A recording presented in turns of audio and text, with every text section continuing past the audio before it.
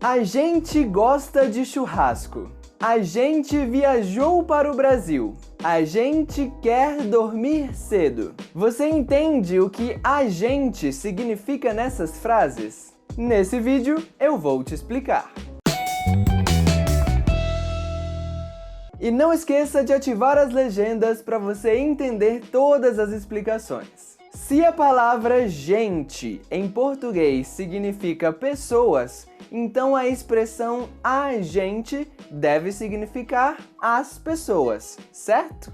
Sim e não, mais não do que sim. A gente em português significa exatamente a mesma coisa que nós. Sim, a gente e nós são sinônimos. Mas existe uma pequena diferença relacionada à conjugação dos verbos utilizando esses dois termos. Quando você procura na internet a conjugação de verbos em português, você encontra alguma coisa mais ou menos assim. Essa é a conjugação do verbo ser no presente. E como você pode ver, existe uma conjugação específica para nós. Nós somos. E para usar a expressão a gente, é incorreto você dizer simplesmente a gente somos. Você precisa utilizar a mesma conjugação de ele, ela e você. Portanto,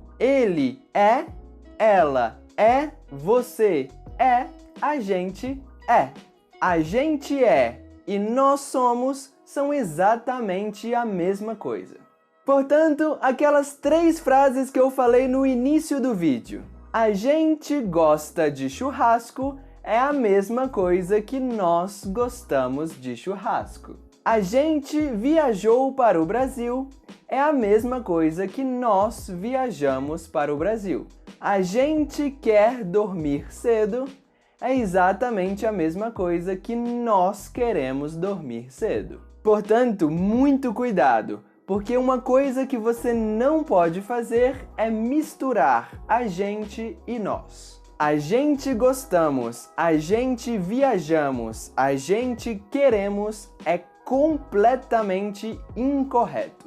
E por hoje é só, espero que esse vídeo tenha sido útil para você. Não esquece de clicar no like e de se inscrever no canal.